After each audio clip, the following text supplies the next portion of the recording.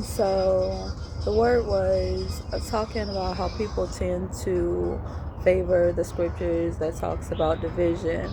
We're speaking like Matthew 12 and 22, a house divided against itself shall not stand.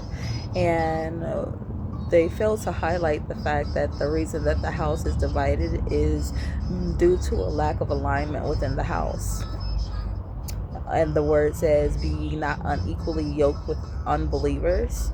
So if there's someone in the house that is don't believe in God versus someone in the house that do believe in God, and I really avoiding defining sinning and unrighteousness, because I'm not here to judge anyone, because there's always a chance for realignment within the body.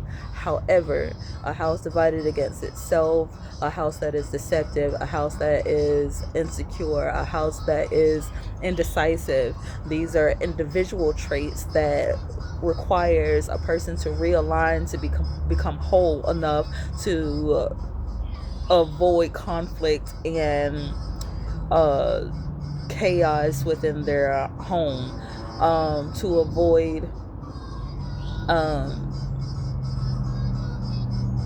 dividing the home. Okay, things that unbelievers do that believers don't do to stay in alignment tend to be the burden of the believer at the end of the day, and that will never work with God. And so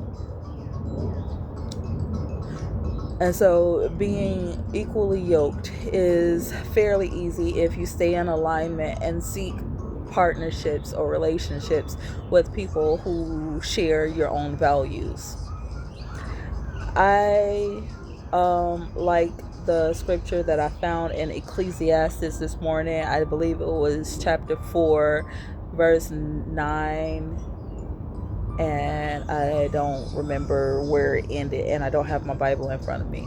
But it was talking about how, when someone has a friend, a second person or whatever, makes doing work a lot easier. It makes cuddling or like staying warm a lot easier when you have two people involved, because you can't do it on your own, or you can do it on your own. It's just a more productive and a better uh, quality when you're with someone that matches your values.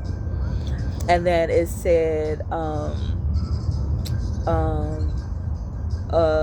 threefold cord is not easily broken, and that third party should always and only be God. So um if you have more than one friend, then that's great, as long as you all are in alignment. However, I have God and the angels. And as far as the song that came to mind and what God told me this morning, I got visited by the moon before I got saved at the church. So I don't know if that means anything to anyone, but I hope this helped somebody.